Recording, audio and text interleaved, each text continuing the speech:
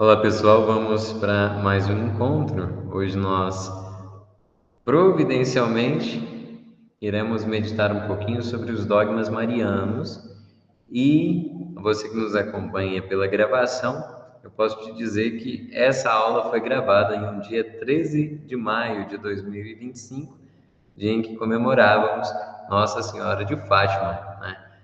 Nas aparições lá há mais de 100 anos, em 1917, na Cova da Iria, convidando, né, a humanidade inteira a retomar a devoção ao Santo Rosário. Iniciemos o nosso estudo de hoje em nome do Pai, do Filho e do Espírito Santo. Amém. Vinde, Espírito Criador, a nossa alma visitai e enchei os corações com os vossos dons celestiais. Vós sois chamado intercessor de Deus, excelso dom sem par. A fonte viva, o fogo, o amor, a unção divina e salutar. Sois doador dos 7 dons, sois poder na mão do Pai, por ele prometido a nós. Por nós, seus feitos proclamai, nossa mente iluminai, os corações enchei de amor, nossa fraqueza encorajai, qual força eterna e protetor. Nosso inimigo repeli e concedei-nos vossa paz. Se pela graça nos guiais, o mal deixamos para trás. Ao Pai e ao Filho Salvador, por vós possamos conhecer que procedeis do seu amor. Fazei-nos sempre firmes crer. Amém. Pois bem, hoje nós vamos partir do parágrafo 484, lá naquele tópico sobre Jesus Cristo, que foi concebido pelo poder do Espírito Santo, nascido da Virgem Maria. Só por essas brevíssimas palavras, nós já compreendemos a origem divina de Jesus, mas também o mistério da sua encarnação enquanto homem de verdade. Por quê? Se por obra do Espírito, a segunda pessoa da Santíssima Trindade, ela arma a sua tenda no meio de nós, é no seio virginal de Maria que a carne de Cristo é gerada. Ou seja, é pelo sim de Maria que Deus ele pode, de fato, assumir a condição humana. Jesus ele é o sumo pontífice entre o divino e o humano, de modo que, como numa ponte, ele precisava ter a cabeceira da ponte bem fixada na realidade celeste, mas ele também precisava fixar bem a cabeceira da ponte nessa realidade humana, para que de fato céus e terra pudessem se unir. Vamos ao parágrafo 484, concebido pelo poder do Espírito Santo. O que nós tínhamos considerado, e uma das passagens mais marcantes sobre o nascimento de Jesus, eu tinha dito, é Gálatas 4, versículos 4 e 5, porque nos diz que Jesus ele foi enviado na plenitude dos tempos e nasceu de uma virgem, né? Aqui é que nós temos o cumprimento de tudo aquilo que é previsto no Antigo Testamento, em que Deus ele envia o seu Messias, mas para espanto e admiração de todos, ele mesmo se faz homem. E isso acontece numa cidadezinha lá da Galileia, né? Na região norte da Palestina, numa cidade chamada Nazaré, onde viviam Maria e José. A gente sabe que Maria, por volta dos seus 14 anos, recebe a visita do anjo Gabriel, e tudo isso está bem descrito nos primeiros capítulos do Evangelho de Lucas. Parágrafo 485. O Espírito Santo é enviado para santificar o seio da Virgem e fecundá-la divinamente. Isso aqui, é claro, manifesta, por um lado, a identidade do Espírito Santo, que é de vivificar, né? Ele é o Senhor da vida. E, por outro lado, revela aquilo que também lhe é próprio, que é o caráter de santificador. Então, é exatamente por essa liberdade que Maria dá ao Espírito Santo que ela pode ser santificada e fecundada. 486. Ao ser concebido como um homem, Cristo, ele, sendo ungido pelo Espírito Santo desde o início da sua existência, toda a vida de Jesus será uma manifestação do poder de Deus. Mas eu gostaria que nós pensássemos já o seguinte: nós vamos, quando formos falar só do Espírito Santo, perceber que ele procede do Pai e do Filho. Mas vamos já nos ater a isso. Jesus, ele é ungido pelo Espírito. Então, por que é que o Espírito procede do Pai e do Filho? Porque, antes de mais nada, ele é o vínculo de amor entre o Pai e o Filho. Mas ele procede do Pai e do Filho porque o Espírito Santo ele é derramado sobre o Filho, que é cabeça da igreja. É da cabeça que o óleo da unção escorre para o corpo, né?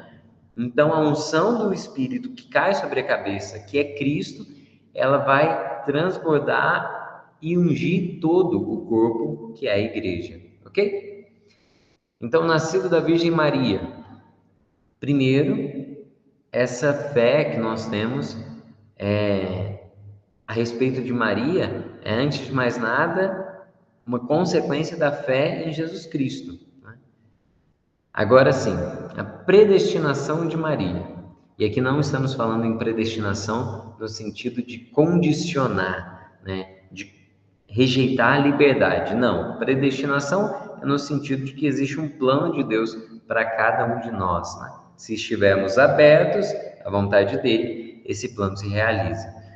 Então, 488, Deus ele enviou o seu Filho, mas para formar um corpo quis a livre cooperação de uma criatura. Olha, Deus ele não precisava de nenhuma criatura para cumprir o seu plano, mas ele quis, porque assim fica evidente que a liberdade humana pode dar glória a Deus. Deus ele não precisa de seres humanos, mas ele quis contar com a nossa liberdade, porque a nossa liberdade para Deus é espaço para glorificá-lo. Entendem? Maria, quando ela diz o sim, é uma criatura que entra em harmonia, em sintonia com o plano divino, e assim, a glória de Deus é muito maior do que se ele tivesse feito tudo à revelia, né? A contragosto das criaturas. Então, por isso, desde toda a eternidade, Deus escolheu para ser a mãe do seu filho, uma filha de Israel, uma jovem judia de Nazaré da Galileia, uma virgem desposada com um varão chamado José, na casa de Davi. E o nome da virgem era Maria. Observem, eu gostaria que nós percebêssemos o seguinte: todo o plano divino, ele vai acontecendo de maneira muito especial, até que, de uma descendente de Davi, porque tanto por parte de José quanto de Maria, Jesus é descendente de Davi, ok? Uma mulher que era, então, né, descendente de todo o povo de Israel, e eu gostaria de visualizarmos um paralelo. Primeiro, nós sabemos que ela era virgem. Segundo, que ela estava prometida em casamento. E antes que eu me esqueça, ela não tinha pecado, ela era imaculada. Ela foi visitada por um anjo e ela recebe uma proposta. Isso aqui nos lembra uma outra história. Aqui nós podemos ver Maria, mas tem uma outra mulher que não tinha pecado, que estava prometida em casamento, que foi visitada, que estava prometida em casamento, foi visitada por um anjo e também recebeu uma proposta. Tanto a Ave Maria quanto Eva estavam na mesma situação. Não tinham pecado, estavam prometidas em casamento, elas foram visitadas por um anjo, elas eram virgens e receberam uma proposta de Deus. No caso de Eva, a gente sabe que o plano deu errado, por assim dizer, porque ela é visitada por um anjo, mas é um anjo que tinha se rebelado contra Deus, Lúcifer. Ela era prometida em casamento a Adão, era o seu companheiro. Ela era virgem e imaculada, não tinha pecado ainda. E, além disso, ela é seduzida por aquele anjo, enquanto que, no caso de Maria, a história vai simplesmente ser redimida, né? Porque é uma virgem prometida em casamento que também não tinha pecado e recebe agora a visita de um mensageiro de Deus, que é Gabriel, e lhe propõe ser a mãe do Salvador. Ok? Eu acho esse paralelo bom para entendermos aquilo que aparece em Romanos capítulo 5. Cristo ele vai sim ser entendido como o novo Adão, mas nós podemos também entender Maria como a nova Eva. Ok? Vamos adiante, capítulo, ou melhor, parágrafo 489. Toda essa realidade da preparação desde o Antigo Testamento e começando por Eva, como eu dizia. Acontece que existe um contraste. Por um lado, existe a desobediência de Eva, mas por outro lado, existe a estrita obediência de Maria. Mas nós vamos perceber que aquilo que acontece no Antigo Testamento é prefiguração do que aconteceria com Maria. Todos os milagres, inclusive, com relação às mulheres. A única diferença é que geralmente no Antigo Testamento são muitos milagres de mulheres estéreis que, por graça divina, puderam dar à luz. Maria não era esse o caso, mas ela sim dá à luz por uma intervenção divina. Agora, sobre a Imaculada Conceição, parágrafo 490, Maria, ela foi concebida sem que a sua carne, né, sem que ela fosse manchada pelo pecado. O que eu quero dizer é que, em vista dos méritos de Cristo, Maria foi preservada da mancha do pecado original. Dito de outro modo, o que é que Deus fez com Maria? Em vista dos méritos de Cristo, infundiu toda a sua graça no coração de Maria, desde o seu primeiro instante de vida, desde a sua concepção. Por isso ela foi concebida sem pecado original, imaculada, né? Sem mácula, sem mancha. Olha só, por que é que Deus fez assim? Porque, tendo em vista a missão sublime que ele lhe confiaria, poderia sim, né, numa efusão de misericórdia, oferecer essa graça a Maria Santíssima. Isso não significa que ela estava meio que condicionada a fazer a vontade de Deus. Não, ela continuou sendo livre. Se ela quisesse, inclusive, ela poderia ter pecado. Mas graças a Deus, Maria nunca pecou. Pelo contrário, quando o anjo Gabriel visitou Maria, ele disse: Ave cheia de graça, né? Que haritomene. Ou seja, imaginem uma garrafa d'água que estivesse cheia. Vocês concordam comigo que se ela estivesse cheia e eu tentasse colocar outra coisa aqui dentro, a água ia derramar? Quando está cheio, não cabe mais nada. O coração de Maria era pleno de graça. Não tinha absolutamente nenhum espaço para o pecado ou para aquilo que desagrada a Deus. Vamos adiante. Então, ao longo, né, dos anos, dos séculos, a igreja foi tomando consciência desse mistério, né? E, curiosamente, é um dogma que foi proclamado muito recentemente, né, em 1854, por Pio IX.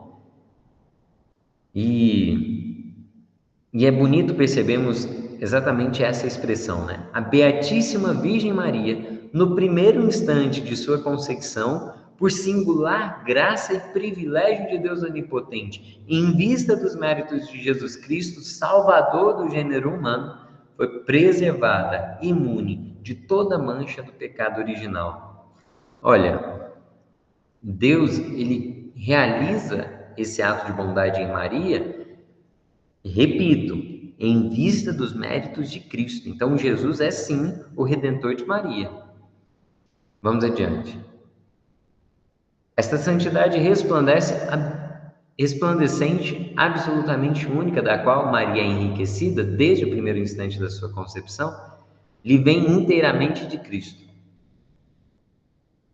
Como eu sempre digo, a gente não precisa explicar o catecismo, porque ele mesmo se explica, né, nos parágrafos 493. Essa é uma das expressões com que Maria é chamada pelos padres, né, de tradição oriental. É Panhagia, né? Hagios, vem de santo, né, no grego. E Panhagia é mãe de Deus a toda santa, tota pulcra, né, em latim, toda pura, imune de toda mancha do pecado. Agora sim, agora é interessante nós percebermos o seguinte: Maria, ela se abre à vontade de Deus numa obediência de fé. Mas aqui a gente precisa lembrar que obediência vem de ob audire, né? Obediência, obedecer é ouvir com atenção. A gente sabe que a fé ela entra pelos ouvidos, mas curiosamente é pela saudação do anjo, pelo anúncio do nascimento de Jesus Cristo, que Maria escuta, que ela então será fecundada por obra do Espírito. Ou seja, assim como em todo o Antigo Testamento o povo de Deus foi fecundado pela palavra de Deus, lembra que o primeiro mandamento, né, Deuteronômio 6:4, é Shema Israel, ou seja, ouve Israel. Por um ouvido atento, Maria foi capaz de dar o seu fiat, né? Dizer o seu fiat, o seu faça-se. Isso aqui é o oposto, é o contraste absoluto com aquilo que Lúcifer disse quando ele pecou. Porque na origem do pecado existe sempre uma revolta, uma rebelião contra Deus. Como quem diz, non serviam.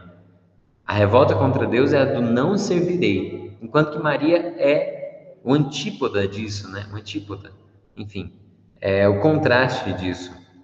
Ela diz um sim, um fiat generoso, né? Faça-se. Né? Eis aqui a serva do Senhor. Lucas 1, 37 e 38. Né? Retomando aí, né, os padres da igreja, especialmente Santo Irineu, né, que diz: obedecendo, se fez causa de salvação tanto para si como para todo o gênero humano. E muitos padres diziam, né, o nó da desobediência de Eva foi desfeito pela obediência de Maria. O que a Virgem Eva ligou pela incredulidade, a Virgem Maria desligou pela fé. É por isso que na ordem da natureza nós somos todos descendentes de Adão e Eva, filhos de Eva, exatamente como falamos no Salve Rainha. Mas na ordem da graça, nós somos filhos e descendentes de Maria, né? Porque se pela desobediência de Eva a morte entra no mundo, pela obediência de Maria entra a vida. E aqui é algo de uma maravilha, de uma beleza, né? Por quê? O pecado original, ele é herdado. Então, eu herdei ele, porque ele foi sendo transmitido geração após geração, né? Porque é uma falta, uma ausência da graça. No entanto, Maria, ela é enriquecida da graça, né, em sua conceição. De modo que aqueles que são descendentes de Maria na ordem da graça, eles são enriquecidos da graça de Deus. Entendem? Então, os descendentes de Eva herdam o pecado, os descendentes de Maria herdam a graça de Deus. Agora sim, sobre a maternidade divina de Maria.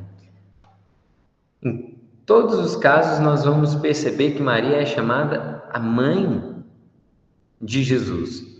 Mas acontece o seguinte: nós não podemos distinguir em Jesus como que duas pessoas, uma divina e uma humana. Não. Jesus, ele é Deus.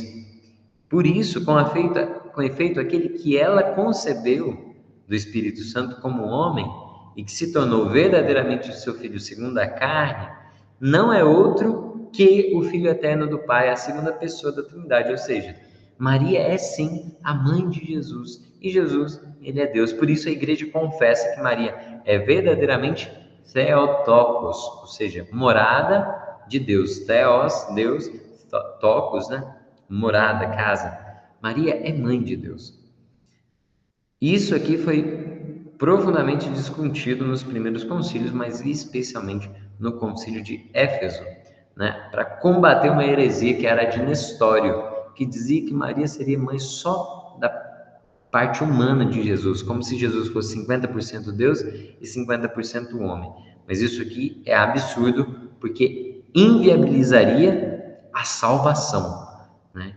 Então, garantir que Maria é mãe de Deus é garantir que Jesus é plenamente homem e plenamente Deus. Agora, o dogma a respeito da sua virgindade.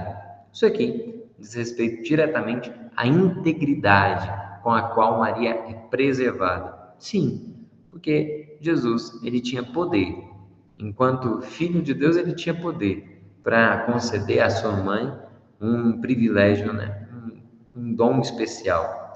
Desde as primeiras formulações da fé, a igreja confessou que Jesus foi concebido exclusivamente pelo poder do Espírito Santo no seio da Virgem Maria, afirmando também um aspecto corporal deste evento. Jesus foi concebido do Espírito Santo sem sêmen, ou seja, é uma intervenção direta da graça de Deus, uma ação sobrenatural. E como consequência, o Espírito Santo não jamais violaria a integridade de Maria. É nesse sentido que, consequentemente, se entende a virgindade de Maria. Os padres veem na conceição virginal o sinal de que foi verdadeiramente filho de Deus, que veio numa humanidade como a nossa. Assim, Santo Inácio de Antioquia, no início do segundo século, ele vai dizer: estais firmemente convencidos acerca de nosso Senhor, que é verdadeiramente da raça de Davi segundo a carne, filho de Deus segundo a vontade e o poder de Deus, verdadeiramente nascido de uma virgem. Ele foi verdadeiramente pregado na sua carne, à cruz, por nossa salvação, sob Pôncio Pilatos. Ele sofreu verdadeiramente, como também ressuscitou verdadeiramente. Ou seja, qual que é uma das principais heresias que, com essa afirmação, Santo Inácio podia combater? O docetismo. Aquela palavrinha do grego dokel, né? Os docetistas achavam que Jesus ele era só Deus, enquanto que aquela carne era uma aparência, né? Deus ele apareceu entre nós, mas aquilo ali era uma aparência. E eu gostaria de fazer uma pausa para a gente pensar o seguinte: infelizmente, essa tendência existe ainda hoje, uma espécie de neodocetismo, né? O Papa Francisco alertava para um neognosticismo e um neopelagianismo.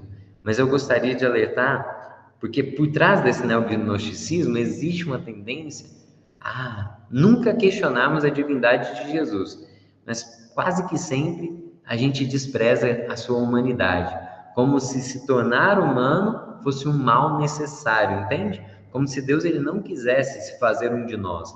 E qual que é a consequência disso?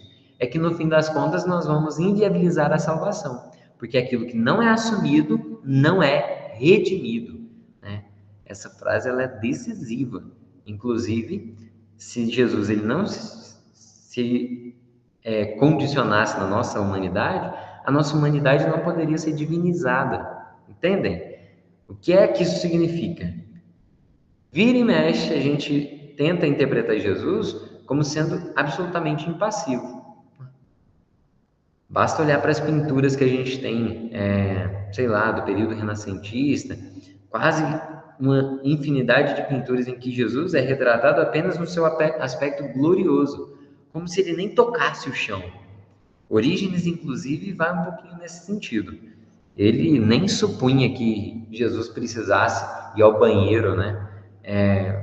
Fazer as necessidades, porque para Orígenes o corpo de Jesus era completamente divinizado, mas isso para nós é absurdo, porque como é que ele sofreria na cruz se ele não fosse homem de verdade? Como é que ele sofreria as nossas dores se ele não fosse homem de verdade?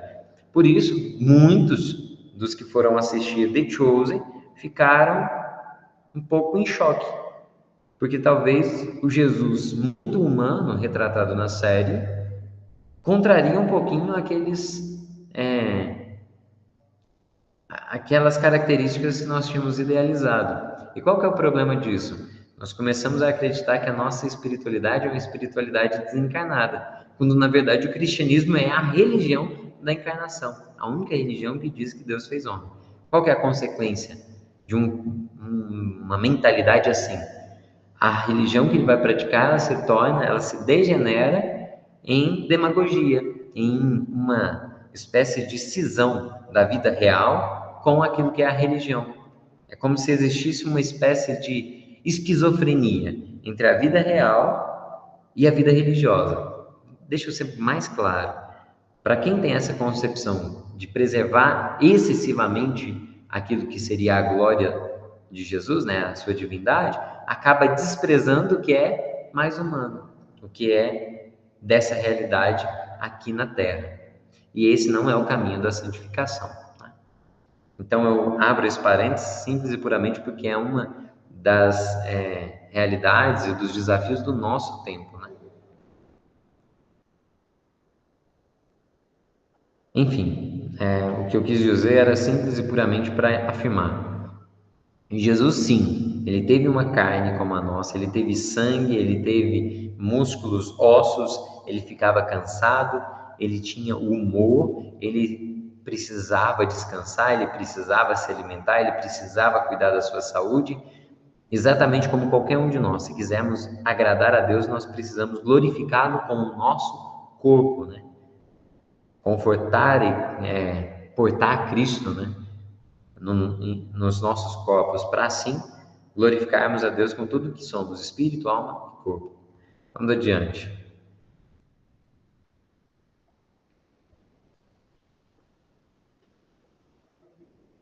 Assim, é claro que aqui os padres vão nos recordar, né, no catecismo, que aquilo que acontece com Maria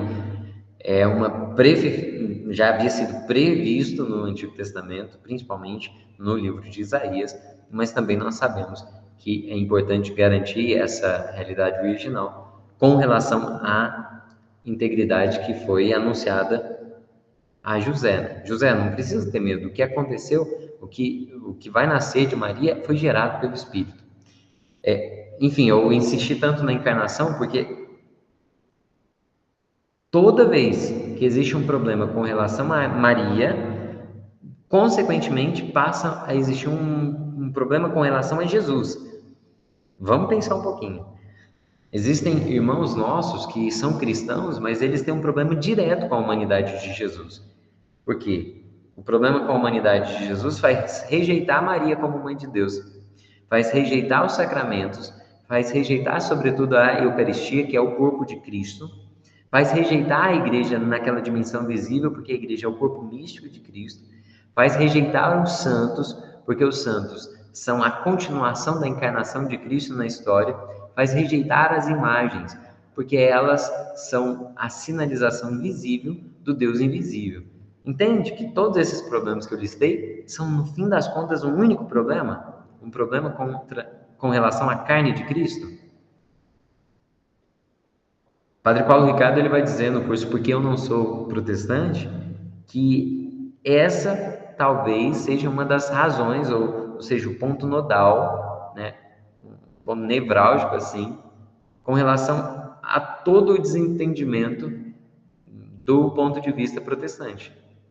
Uma coisa, ela decorre da outra. E tanto é verdade que o protestantismo insistentemente tende para um espiritualismo ou uma espiritualidade individualista ou então intelectualista, meio que desencarnada. Né? Tanto que se você não tem símbolos, não tem nada que toque os sentidos, como os ritos litúrgicos da Igreja Católica. Mas vamos adiante. Me estendi nesse parênteses, mas acredito que ficou claro que é com relação à carne de Cristo. A fé na concepção virginal de Jesus deparou com uma intensa oposição, zombarias e incompreensões da parte dos não crentes, judeus e pagãos. Inclusive, isso segue sendo verdade, né? O sentido deste acontecimento só é acessível à fé, que o vê no nexo que interliga os mistérios entre si, no conjunto dos mistérios de Cristo, desde a sua encarnação até a sua Páscoa. Isso aqui é muito curioso, porque geralmente pergunta, onde que está na Bíblia que Maria é virgem? Como se a nossa interpretação ela estivesse restrita à capacidade de uma leitura literal, né? Como se fôssemos incapazes de qualquer reflexão teológica. Mas Santo Inácio, novamente, né, ele diz que o príncipe deste mundo ignorou a virgindade de Maria e o seu parto, da mesma forma que a morte do Senhor.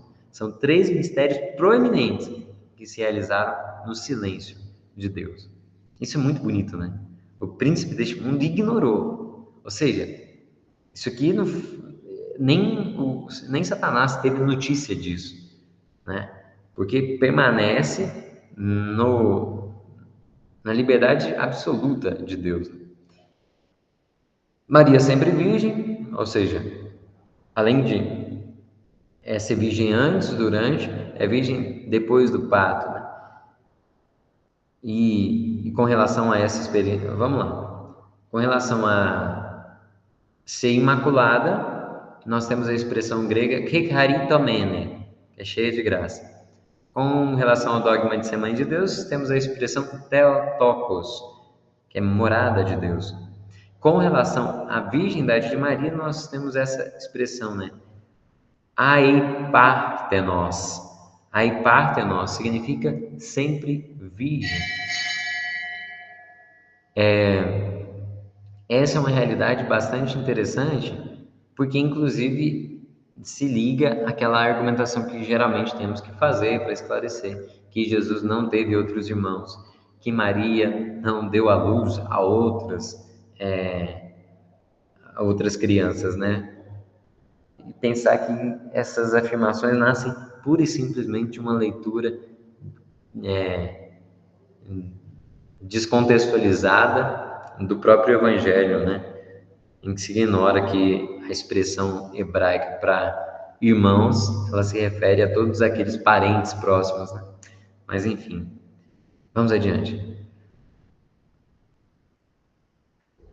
Assim, parágrafo 500 fala exatamente sobre isso. Os irmãos de Jesus é lá, principalmente Mateus 13, 5, 5, né? Agora, parágrafo 501, é interessante percebermos que Jesus é o filho único de Maria. Então, Maria é mãe de quem? De Jesus. Mas a maternidade espiritual de Maria estende-se a todos os homens que ele veio salvar. Ou seja, ela gerou seu filho, do qual Deus fez o primogênito entre uma multidão de irmãos. Isto é, entre os fiéis em cujo nascimento e educação ela coopera com o amor materno. Por quê? Porque nós somos filhos no Filho. Maria, ela é mãe e gera a cabeça da igreja, que é Jesus Cristo, mas também todo o seu corpo. Por isso que Maria é mãe da igreja. O que acontece é que nós somos filhos no Filho porque nós somos incorporados em Cristo pelo batismo. Percebe como que uma verdade está interligada à outra? Como que numa corrente, cada elo que se liga. A maternidade virginal de Maria no desígnio de Deus. Deus, no seu desígnio salvífico, quis que o seu filho nascesse de uma virgem. Essas razões tocam tanto a pessoa e a missão redentora de Cristo, quanto o acolhimento dessa missão por Maria em favor de todos os homens. Inclusive, né, eu citava um pouco São Paulo, nós temos essa expressão maravilhosa, né? Jesus, ele é concebido pelo poder do Espírito Santo no seio da Virgem Maria, pois ele é o novo Adão, que inaugura a nova criação. O primeiro homem tirado da terra é terrestre, ou seja, o Adão lá do começo, né? O segundo homem vem do céu. É claro que aqui fala da encarnação de Jesus Cristo, né? A humanidade de Cristo é, desde a sua concepção, repleta do Espírito Santo. Houve na história quem fosse olhar para essa leitura e deturpasse isso aqui, né? Mas é muito claro que o primeiro homem é Adão, o segundo homem é Jesus Cristo, né? Então, Jesus, novo Adão, nele se inicia a adoção filial de toda a humanidade. Porque, desde o princípio, o que é que Deus quis da humanidade? Que fosse plenamente unida a Ele.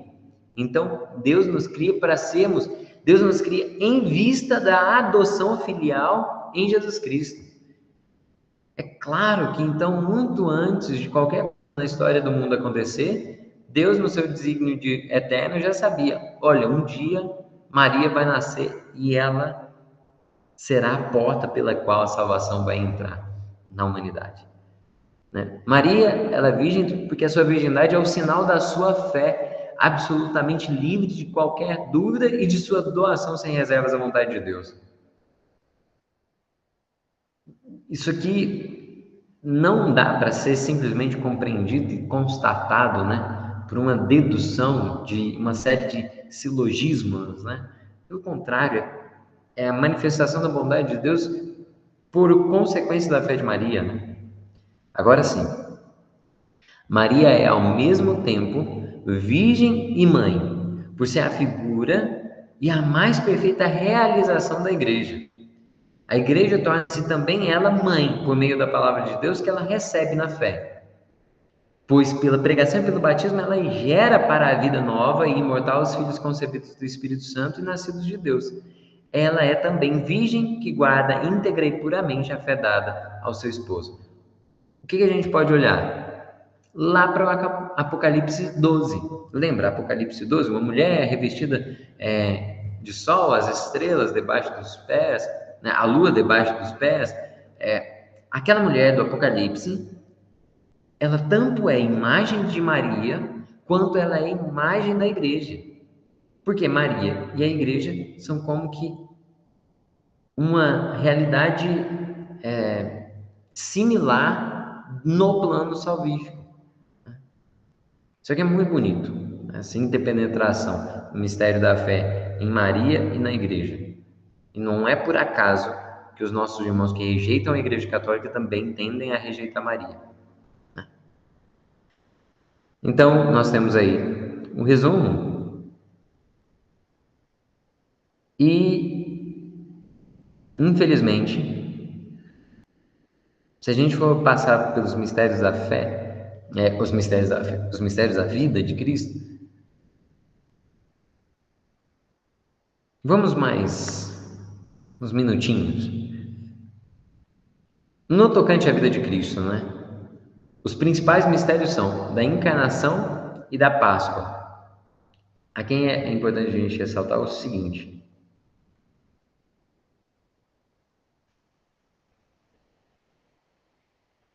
a Páscoa, olha só, a encarnação e a Páscoa são dois momentos singulares, né?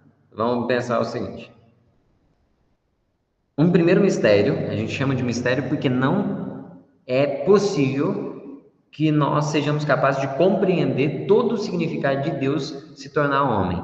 Então, é o movimento do seu rebaixamento. Agora, o outro mistério da ressurreição, principalmente. Só que a Páscoa engloba paixão, crucifixão e morte, sepultamento, descida aos infernos, ressurreição e ascensão.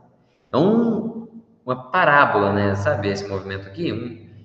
Então, paixão, crucifixão, morte, sepultamento, descida aos infernos, ressurreição e ascensão. Entendeu o movimento? Dois dos mistérios, o da encarnação e o da Páscoa. Então, na encarnação a gente fala do quê? Da concepção, né? Que a gente comemora 25 de março, né? Ou seja, 9 meses antes de 25 de dezembro é a concepção e depois o Natal é o nascimento. Então, mistério da encarnação. Agora, a Páscoa engloba todos esses acontecimentos. Jesus sofrer, ser crucificado, morrer na sexta-feira da paixão, depois de sepultado, descer aos infernos, como é a nossa fé, sobre o que ele faz no sábado santo. Aos infernos não é aonde Lúcifer está. Descer aos infernos é descer à mansão dos mortos, onde estavam os justos do Antigo Testamento. E depois a ressurreição, mais 40 dias a ascensão. Por que é importante falar da ascensão? Geralmente a gente para na ressurreição, né? Mas a ascensão é quando a humanidade glorificada de Jesus entra na bem-aventurança celeste. É na ascensão que um corpo humano, um coração humano vão adentrar no céu. Por isso que Jesus é o primogênito dentre os mortos. Ele é o primeiro dessa nova criação. Vamos adiante. A catequese, conforme assim há de desenvolver toda a riqueza dos mistérios de Jesus.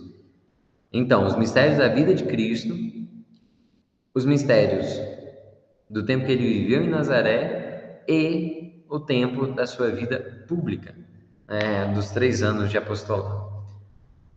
Aqui nós entendemos qual que é o centro do Evangelho. Qualquer um dos evangelhos, qual que é o centro dele?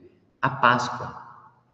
E qual que é o Evangelho? O nascimento. Então, a encarnação e a Páscoa são os polos do Evangelho. Porque não dá para falar que o Evangelho... O que é que o Evangelho fala? Da vida de Jesus? Não. O Evangelho não fala quase nada da vida de Jesus. Se fosse falar, ia dar uma biblioteca inteira. Então, vamos adiante. Toda a vida de Cristo é mistério. Olha, Sobre Nazaré a gente sabe muito pouco. Inclusive naquele livro do Bento XVI sobre a infância de Jesus, ele vai partir de algumas meditações a respeito da infância de Jesus e deduzir aquilo que seria próprio da vivência de um judeu e assim por diante, né? Agora, por que eu digo isso? Porque o Evangelho não fala sobre a vida de Jesus, ele fala especificamente sobre aquilo que nós precisávamos para que fôssemos capazes de crer que Jesus é o Cristo, o Filho de Deus, e assim tenhamos vida eterna. João 20, 31. Todo o Evangelho de João, inclusive, é sobre isso, né? Crer em Jesus Cristo e assim, cumprindo a sua vontade, alcançar a vida eterna. Pronto. É para isso que existe o Evangelho. Inclusive, eu não sei se vocês reparam, nos Atos dos Apóstolos a gente tem aquele eunuco que trabalhava, né, lá na Etiópia com a rainha Candace. Ele fala assim: não, eu creio que Jesus é o Cristo e eu creio que ele é filho de Deus. Aí ele fala para Filipe: o que me impede de ser batizado? Eles param o carro, eles descem aonde tinha água e ele vai ser batizado. Então, o que precisa para ser salvo? Crer que Jesus é o Cristo, o Filho de Deus. Isso aqui é, inclusive, o que aparece em Mateus 16, né? Pedro, ele vai responder aquela pergunta de Jesus. Jesus pergunta: quem que eu sou? Aí Pedro responde: tu és o Cristo, o Filho do Deus vivo. Aqui é clara, a profissão de fé é o fundamento da igreja. Essa profissão de fé. Também Pedro, né? Mas vamos adiante. Olha só, a fé em Jesus Cristo, ela não nasce a partir dos milagres. Ela nasce a partir da pregação. No entanto, os milagres eles vêm para confirmar a fé. Por quê?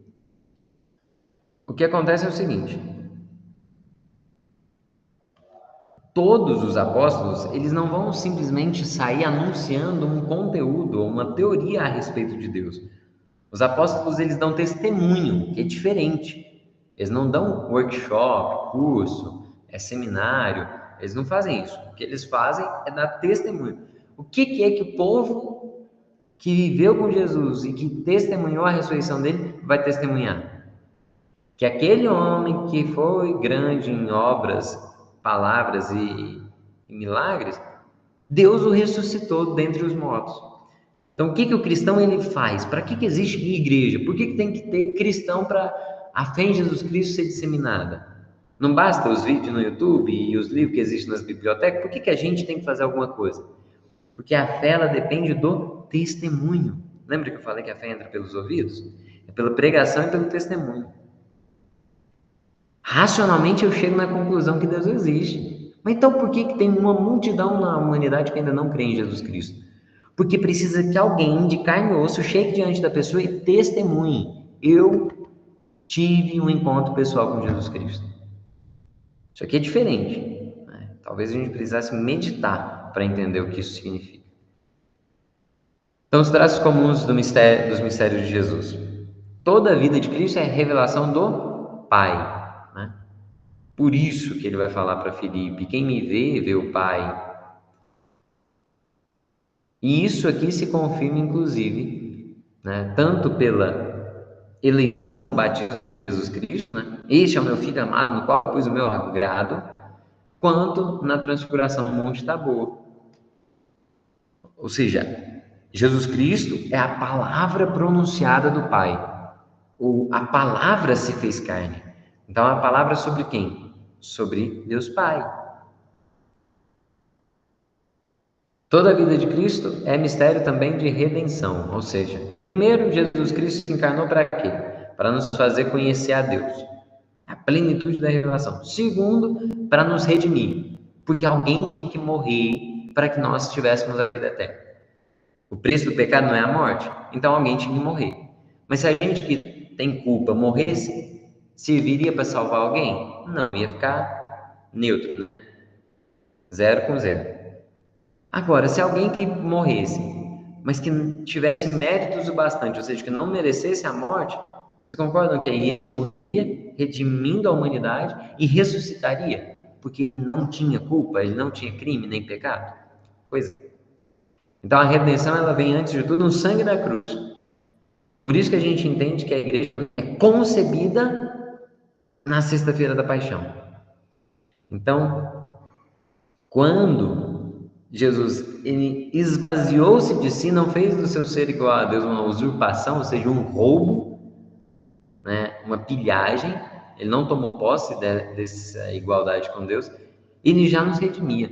Quando ele chorou na primeira noite fria lá em Belém, naquela manjedoura, aquilo ali já era redenção. Por isso que pela sua pobreza ele nos enriqueceu. E por isso diz, né, Jesus manso e humilde de coração. Mas toda a vida de Cristo é mistério de recapitulação. Essa expressão aparece no Cristológico, né, de São Paulo. Prove, né, a Cristo recapitular todas as coisas em si. Recapitular é colocar tudo em ordem novamente. Por isso nós não guardamos mais o Shabat, o sábado, mas sim o domingo. Porque toda a antiga criação ela foi restabelecida em uma nova criação. A partir de Jesus Cristo na sua ressurreição, todo o cosmos ele é alcançado pela glória de Deus. O que eu quero dizer é o seguinte: em Cristo, aquele plano original de Deus, ele é consumado. Por isso que em Cristo acontece a recapitulação. Então ele nos revela, ele nos redime, ele também recapitulou a criação inteira nele. Tá claro? Vamos adiante. Nossa comunhão com os mistérios de Jesus. Então toda essa riqueza de Cristo ela é destinada ao homem e constitui o bem de cada um. Isso aqui, por quê? Ele diz: eu não vim para ser servido, mas eu vim para servir e dar a minha vida por muitos. Também essa expressão justificação ela é um pouco mais jurídica, né? Justificar nos tornarmos justos. É nos fazermos dignos do céu, sendo que nós não éramos, né?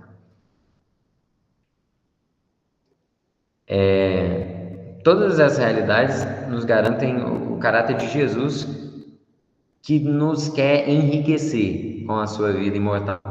Ele é nosso intercessor, ele nos justifica, ele está ao nosso lado e nos sustenta. Adiante. Ele também é um homem perfeito, que nos convida a tornarmos seus discípulos e segui-lo. Olha, isso aqui é muito interessante.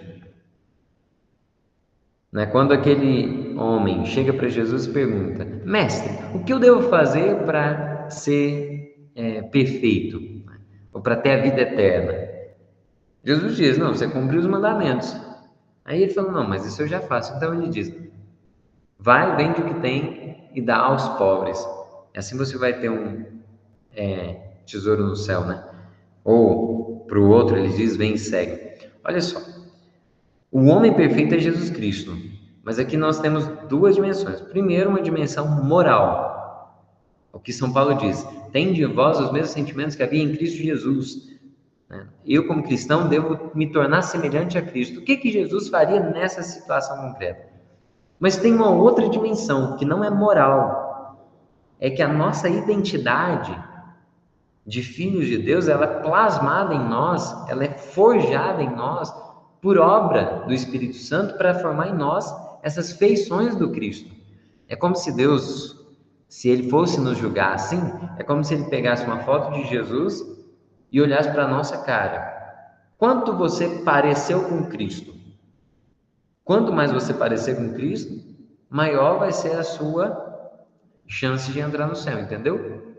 Essa comparação é absurda, mas vamos por outro lado. É como se no fim, sabe os egípcios que pegam o coração do homem, né? O julgamento para os egípcios é assim: o coração do homem é colocado num prato da balança e do outro lado é colocada uma pena.